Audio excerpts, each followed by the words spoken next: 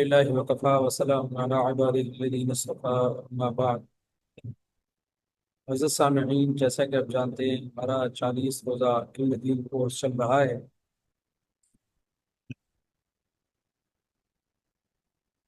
جس کا سبق نمبر آج ہم 31 پڑھیں گے انشاءاللہ۔ قرآن، حدیث، سنن، دعا، سیرت طیبات کو چار روشن کے ساتھ آپ کو سکرین پر سب سے پہلے سورۃ النور کی آیت نمبر 27 نظر آتی ہے۔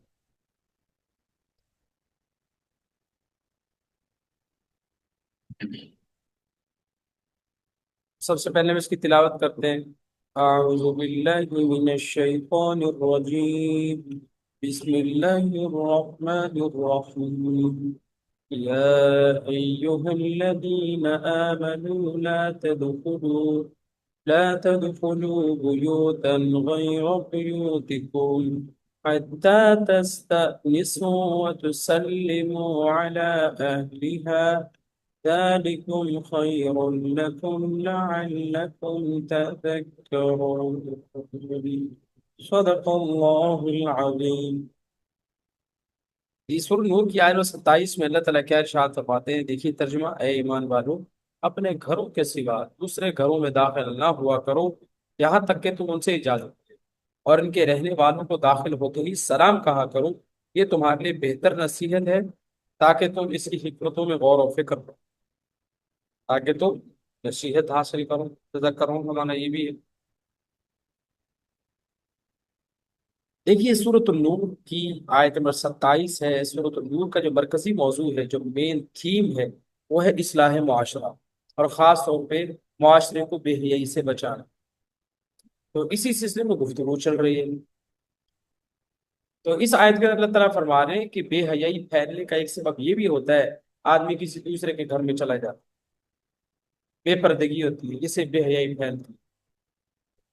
تو ظاہر ہے جب بے پردگی ہوگی، محرم دوسرے آدمی نامحرم کو دیکھے گا، مرد ہے عورت کو دیکھتا ہے، عورت مرد کو دیکھتی ہے، تو شیطان کچھ بھی دل میں جذبات پیدا کر سکتا ہے، کوئی خیال ذہن میں ڈال سکتا ہے۔ تو یہی بے پردگی ہی بے حیائی کا سبب بن سکتی ہے، فساد معاشرہ کا سبب بن سکتی ہے۔ تو اس لیے یہاں یہ فرمایا کہ ایمان والوں، جب تم اپنے گھروں کے سوا دوسرے گھروں میں داخل ہوا کرو، پہلے اجازت لیا کرو اور سلام بھی۔ ٹھیک ہے، تو جیسے آج کل ہے بیل دی یا ڈور نوک کیا، تو پہلے جو ہے بیل دے لیں، اجازت لے لیں، گویا یہ بھی ایک اجازت نامہ ہی ہوتا ہے، کوئی بندہ جو باہر آتا ہے، اور اس کے بعد جیسے ہی وہ آئے اس کو سلام کر لیں۔ ٹھیک ہے، تو ایسے ہی نہیں جانا۔ اگر دروازہ بیل نہ بھی لگی ہوئی ہو کسی کی، حتیٰ کہ دروازہ بھی لگا ہوا نہ ہو، تب بھی بغیر اجازت کے گھر میں داخل ہے۔ اب کتنی سمپل بات کی اللہ نے کہ اپنے گھروں کے سوا کسی اور کے گھر میں، چچے کا گھر، تائے کا گھر، اپنا گھر تھوڑی ہے، وہ کسی اور کا ہی ہے۔ تو چچے کے گھر میں جاؤ، تائے کے گھر میں جاؤ، کسی رشتے دار کے گھر میں جاؤ، سائے کے گھر میں جاؤ، پہلے اجازت لیں، باہر سے آواز دے لیں، سلام کر لیں۔ ظاہر ہے جب آپ سلام کریں گے پتہ چل جائے گا نا کہ باہر کوئی ہے سلام کر، تو پہلے اجازت لیں تاکہ بے پردگی نہ ہو، اور وہ بھی پردہ کر لے جب آپ اندر جائیں گے تو ان کو پتہ چل جائے کہ مہمان آئے۔ اور یہ تو دوسروں کے گھر کی بات ہے، اللہ کے نبی صلی اللہ علیہ وسلم کی تعلیمات میں بات شامل ہے کہ جب اپنے گھر بھی جاؤ تو سلام کرو۔ ایک صحابی نے کہا، یا رسول اللہ، میرے گھر میں تو صرف میری والدہ ہوتی ہے، کیا میں ان کو بھی سلام کروں جب گھر میں جاؤں؟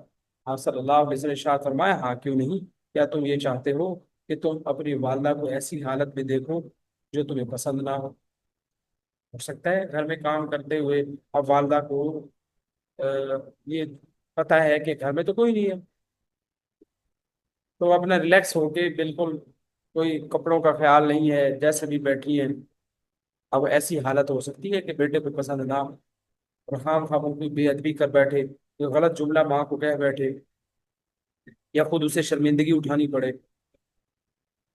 اسی طرح آج کل جو کمرے وغیرہ الگ ہوتے ہیں، اٹیچ، مطلب ہر ایک کے اپنے اپنے رومز ہوتے ہیں، سیپریٹ رومز ہوتے ہیں، بہن کے، بھائی کے، والدین کے۔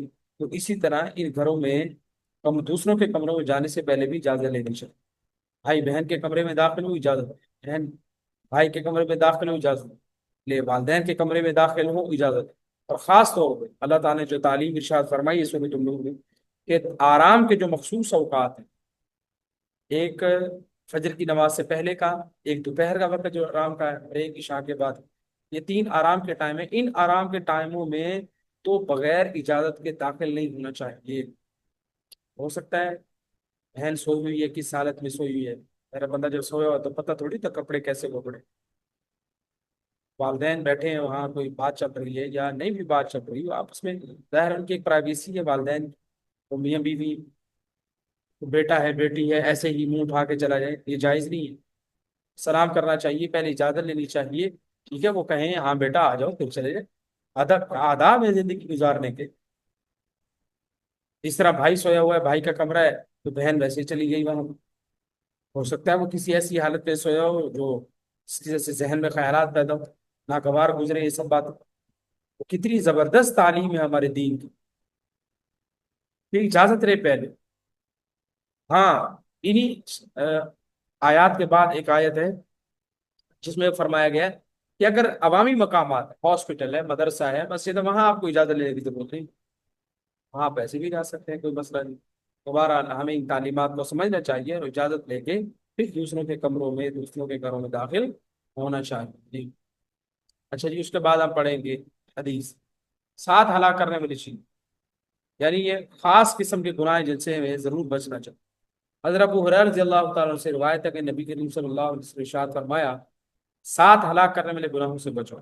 सहाबा किराम ने दरियात फरमाया, अल्लाह के रसूल वो क्या है? आपने फरमाया, अल्लाह के साथ शेर करना, जादू करना, किसी ऐसी जान को नाहक कत्ल करना जिसे अल्लाह ने हराम किया हो। यानी किसी बंदे को नाहक कत्ल करना, इसका मतलब ये है आसान। ठीक है, हाँ किसी को कत्ल के बदले कत्ल हो रहा है, कातिल को कत्ल किया जा रहा है, वो ज़ाहिर गुनाह नहीं। सूद खाना, यतीम का माल खाना, जंग के मैदान से पीट फेर के भागना, भोली भाली पाक दामन मुमिना औरतों पर तोहमत करना, शरीफ औरतों पर। ये शोबिस इंडस्ट्री की औरतें मुराद नहीं यहाँ पर।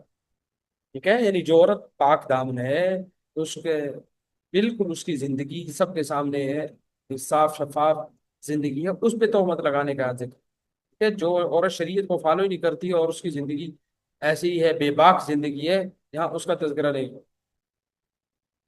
ठीक है, तो ये सात किस्म के गुनाह हैं और ये हलाक करने वाले गुनाह। अल्लाह के नबी क्या फरमा रहे हैं, किश्तनियु सबअल मुबिक़ात, यानी अल मुहलिकात, हलाक करने वाले बड़े खौफनाक किस्म के गुनाह। आज देखिए हमें परवाह ही नहीं है शिर्क क्या है, शिर्क की तफसीलात का लोगों को पता ही नहीं, अकीदा तौहीद मुतासिर हो रहा है। तो हमें इससे इज्तनाब करना चाहिए। लोग जाकर कब्रों पे सजदे कर रहे हैं, दरबारों पे सजदे कर रहे हैं, अल्लाह के अलावा से मांग रहे हैं, पीर से इस अंदाज में मांग रहे हैं गोया पीर ही खुदा है। हाँ, किसी के वसीले से दुआ कर सकते हैं, वरना तो हम में से हर एक शख्स को चाहिए वो खुद अल्लाह से दुआ मांगे भाई। अल्लाह ताला हम सब के रब हैं। उन्होंने सबको कुरान करीम में मुखातब करके कहा है, मेरे बंदों को शनाख्त करो, मैं तुम्हारे करीब हूँ, मैं तुम्हारी पुकार सुनता हूँ, तुम्हारी शाहरग से भी ज्यादा करीब हूँ। इससे बड़ी बात और क्या आप सकते हैं? दुनिया में कौन सा रिश्ता नाता है जो शाहरग से ज्यादा करीब है? लेकिन अल्लाह ज्यादा करीब। तो इसलिए हमें शिर्क से बचना चाहिए और अल्लाह ताला की जात में, सिफात में, सिफात के तकाजों में किसी को शरीक नहीं करना चाहिए। अल्लाह अपनी जात के एतबार से भी, अपनी सिफात के एतबार से भी, अपने कमालात, अफ़आल, कामों को सर अंजाम देने के एतबार से भी अकेला है। और अल्लाह इस बात में भी अकेला है कि सिर्फ इबादत उसी की है। यानी जब खूबियाँ सारे इख्तियारात अल्लाह के हैं, तो इबादत भी सारी की सारी अल्लाह की होनी चाहिए और किसी। यहाँ मैं ये बात वाज़ेह करता चलूँ, हदीस शरीफ में मफ़हूम है कि जिसने दिखावे की नमाज पढ़ी उसने शिर्क की। अब कोई शख्स नमाज दिखावे के लिए पढ़ रहा है कि जी तो लोग मुझे देखें, वाह सुभान अल्लाह क्या नमाज है, या ये तो बड़े लंबे रुकू सजदे करता है वगैरह वगैरह।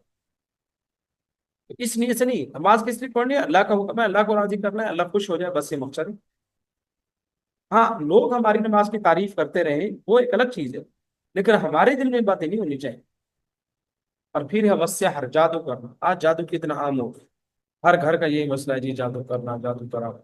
इसको सूरह बकरा में कुफ्र कहा गया, किसी का किसी को नुकसान पहुंचाना। اور خاص طور پر میاں بیوی کے تعلقات کے اندر دراڑ پیدا کرنا، جس کا سورہ بقرہ میں ذکر ہے کہ یہودی جادو کیا کرتے تھے اور یہ میاں بیوی کے رشتے میں دراڑ پیدا کروایا۔ یہودیوں کا آج بھی یہ بہترین مشغلہ ہے کہ وہ جادو کرتے ہیں، تو جادو کرنا کرانا حرام ہے۔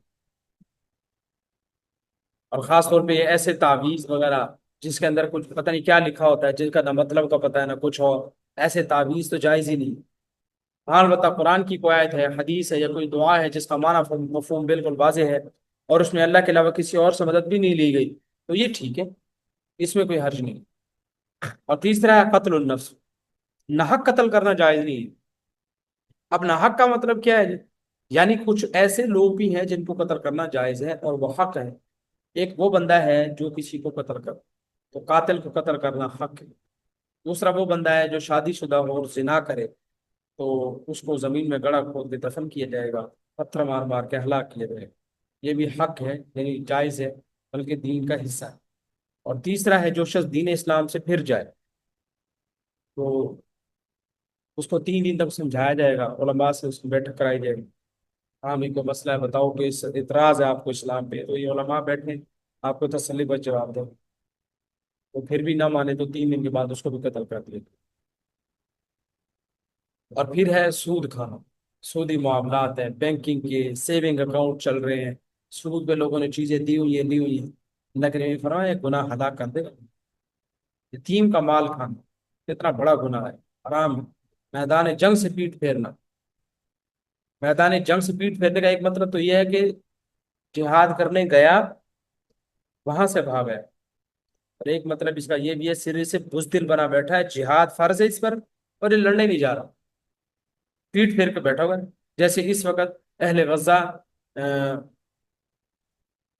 کی حمایت میں، ان کے تعاون میں، ان کے دفاع میں، دینی تعلیمات کے اعتبار سے تمام اسلامی ریاستوں کا جہاد فرض عین ہو چکا ہے، لیکن سب ریاستیں بزدل بنی بیٹھی، اپنے اپنے مفادات اور عیاشیوں کو چھوڑنے کو جی نہیں چاہتا، کہ کیسے مرے۔ یہ بھی میدان جنگ سے پیٹ پھیرا۔ وقذف المحصنات المؤمنات الغافلات، اور پاک دامن بھولی بھالی یعنی شریف عورتوں پر الزام لگانا، یہ بھی ایسا گناہ ہے جو انسان کو ہلاکت میں ڈالنے والا ہے، تو اس سے بھی بچنا چاہو۔ اس کے بعد جو اگلا حصہ ہے ہمارا وہ ہے حدیث نبوی، معوذتین کی اہمیت۔ صحیحین میں سید عائشہ صدیقہ طیبہ طاہرہ رضی اللہ تعالی عنہا سے روایت ہے کہ نبی کریم صلی اللہ علیہ وسلم جب سونے کا ارادہ کرتے تو قل هو اللہ احد اور معوذتین یعنی قل اعوذ برب الفلق اور قل اعوذ برب الناس کو پڑھ کر اپنے ہاتھوں پر پھونکتے تھے، جس کے بعد اپنے منہ پر اور اپنے جسم کے تمام حصوں پر جہاں تک آپ کا دست مبارک یعنی ہاتھ پہنچ سکتا تھا پھیر لیتے۔ سیدہ عائشہ صدیقہ طیبہ طاہرہ رضی اللہ عنہا فرماتی ہیں کہ جب آپ صلی اللہ علیہ وسلم بیمار ہوئے تو آپ نے مجھ کو ایسا کرنے کا حکم دیا، یعنی میں یہی چیزیں پڑھ کے حضور کے ہاتھوں پہ پھونک مارتی اور حضور کے ہاتھوں کو جہاں تک ہو سکتا پھیر دے۔ اس سے پہلے نبی کریم صلی اللہ علیہ وسلم اور مختلف دعائیں پڑھا کرتے تھے، لیکن جب یہ آخری 2 صورتیں نازل ہوئیں تو آپ صلی اللہ علیہ وسلم باقی چیزوں کو چھوڑ دیا اور ان 2 صورتوں کو لے لیا۔ حدیث میں آتا ہے صلی اللہ علیہ وسلم ہر نماز کے بعد سورۃ الاخلاص، سورۃ الفلق اور سورۃ الناس پڑھ کے اپنے ہاتھوں پھونک مار کے پورے بدن پہ ہاتھ پھیرا کرتے تھے ہر نماز کے بعد، اور فجر کے بعد اور مغرب کے بعد 3 3 مرتبہ یہ عمل کیا کرتے تھے، اور پھر جب سونے کے لیے بستر پہ جاتے تب یہ عمل 3 مرتبہ کیا کرتے۔ آپ اندازہ کریں جب ایک نبی ہو کر وہ یہ عمل کرتے ہیں تو ہمیں کتنی ضرورت ہے۔ آج ہم شکوہ کرتے ہیں جی فلاں چیز بند گئی، دکان بند گئی، فلاں ہو گیا، رزق کی بندش ہے، جادو ٹونا ہو گیا، آسیب ہے، سایہ ہے، جنات ہے۔ بھائی یہ ساری چیزیں ہیں، ان کا علاج بتایا گیا ہے، ہمارے نبی صلی اللہ علیہ وسلم کی سیرت میں موجود ہے۔ اب ہر نماز کے بعد اپنے بچوں پہ دم کریں، اپنے اوپر کریں، اپنے گھر پہ پھونک مار دیں، ٹھیک ہے، تو یہ ہر چیز کا علاج ہے، ہر بیماری کا علاج ہے، روحانی جسمانی امراض کا علاج ہے، لیکن مسئلہ یہ ہے کہ عمل کون پہ۔ اور یہ جو حدیث آپ کے سامنے رکھی گئی یہ صحیح ہے نہیں، بخاری اور مسلم شریف میں موجود ہے، تو اس لیے آج سے ہم یہ عزم کریں کہ ہم ہر نماز کے بعد 1 1 مرتبہ یہ پڑھ کے دم کیا کریں گے، اور فجر اور مغرب کے بعد خاص طور پہ جب سونے کے لیے بستر پہ جائیں گے تب 3 مرتبہ یہ عمل دہرایا کریں گے، تو انشاءاللہ دیکھیں گے کتنے پازیٹیو اثرات اس کے آتے ہیں۔ اس کے بعد ہے جی سیرت طیبہ ایک نظر، سیرت طیبہ کا حصہ چونکہ ہم پڑھتے ہیں، تو اس میں نبی کریم صلی اللہ علیہ وسلم کی باندیوں کا ذکر آج ہم پڑھیں گے۔ تو رسول کریم صلی اللہ علیہ وسلم کی چار بانیاں تھیں جن کے نام ماریہ قبطیہ، حضرت ریحانہ، حضرت نفیسہ اور حضرت رزینہ، یہ چار باندیاں آپ صلی اللہ علیہ وسلم کی۔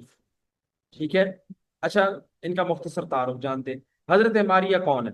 حضرت ماریہ کو اسکندریہ اور مصر کے بادشاہ مقوقس نے 7 ہجری میں آپ کی خدمت میں بھیجا تھا۔ ان کے والد کا نام شمعون ہے، اور یہ آپ کے صاحبزادے حضرت ابراہیم کی ماں ہے، یعنی حضرت ماریہ سے آپ کا ایک بیٹا حضرت ابراہیم پیدا ہوا۔ مسجد نبی سے کافی دور ان کے لیے آپ نے گھر بنوایا تھا، جس میں حضرت ماریہ حضرت ابراہیم کی پرورش کیا کرتی تھیں۔ حضور صلی اللہ علیہ وسلم کبھی کبھی ان کے پاس تشریف لے جاتے اور ابراہیم کو پیار دلار کر کے واپس آ جاتے تھے۔ حضرت ماریہ کا انتقال 16 ہجری میں ہوا۔ حضرت عمر فاروق نے نماز جنازہ پڑھائی اور جنت البقیع میں آپ کو دفن کیا گیا۔ آپ کی دوسری باندی ہے حضرت ریحانہ۔ حضرت ریحانہ کے والد کا نام زید بن عامر ہے، اور بعض سیرت کی کتابوں میں ان کے والد کا نام شمعون اور دادے کا نام زید لکھا ہوا ہے۔ اور جمہور مورخین کے نزدیک ان کا تعلق بنو قریظہ تھے، اور بنو قریظہ میں غزوہ بنو قریظہ میں یہ قید ہو کر آئی تھی۔ آپ نے ان پر اسلام پیش کیا تو مسلمان ہو گئی۔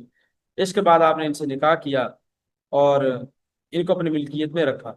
اس میں علماء کا اختلاف ہے کہ آپ نے ان کو اپنی ملکیت میں رکھا یا ان سے نکاح کیا، اس میں اختلاف چلتا ہے، یعنی نکاح کیا ہے یا نکاح نہیں کیا اور ملکیت میں رکھا ہے، یہ اس میں خود اختلاف۔ البتہ اہل یہ فرماتے ہیں زیادہ سے یہ معلوم ہوتا ہے کہ انہوں نے آپ کو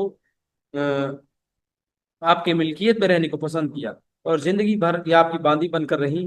لیکن بعض کتابوں میں اس کے برعکس یہ بات بھی ہے کہ پہلے وہ آپ کی ملکیت میں تھیں، پھر آپ نے ان کو آزاد کیا اور ان سے نکاح کر لیا، اور ان کا انتقال 10 ہجری میں ہوا۔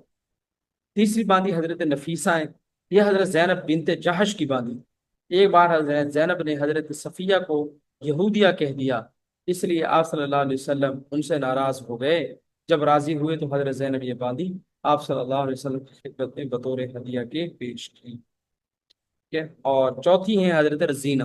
حضرت چوتھی باندی کے حالات جو ہیں وہ سیرت کی کتابوں میں اہل علم نے تلاش کیے، لیکن وہ ان کو نہیں مل سکے۔ البتہ اتنی بات ضرور تاریخ کی کتابوں میں ہے کہ یہ کسی جنگ میں قید ہو کر گئی تھی حضرت رزینہ۔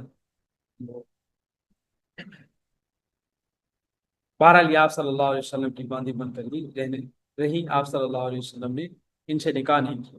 یہ حضرت رزینہ کا مختصر تعارف تھا۔ تو یہ آپ صلی اللہ علیہ وسلم کی چار باندیاں تھیں۔ آج جو ہمارا عربی بول چال اور پورشن تھا وہ مجھے یاد نہیں رہا، میں اس کو چینج نہیں کر سکا، وہ کل والا لگا رہا۔ تو تو آج جو ہے ہم عربی بول چال والا جو پورشن تھا آج وہ ہمارا اسکپ ہو گیا، تو آج کا سبق یہیں پہ ختم ہوا۔ تو یوں الحمدللہ ہمارا سبق نمبر 31 مکمل ہو گیا۔ ہمارے 9 اسباق باقی ہیں، تو انشاءاللہ بہت جلد وہ 9 اسباق کو پورے ہو جائیں گے۔ اللہ سے دعا ہے اللہ تعالیٰ ہمیں ان دین کی باتوں کو سمجھنے، سیکھنے کی اور پھر ان پر عمل کرنے کی توفیق نصیب فرمائے، اور اس پیغام کو پھر پوری دنیا میں اور خاص طور پہ اپنے ارد گرد اپنے حلقہ احباب گھر میں دوستوں میں پھیلانے کی توفیق نصیب فرمائے۔ آسان طریقہ اس کا یہ ہے کہ آپ تک ویڈیو پہنچتی ہے، آپ دوسروں تک شیئر کرو۔ اس طرح جو ہمارے یوٹیوب چینل ہے آپ اس کو سبسکرائب کریں تاکہ دین کی باتیں آپ تک پہنچتی رہیں اور آپ کے لیے عمل کرنا آسان ہو۔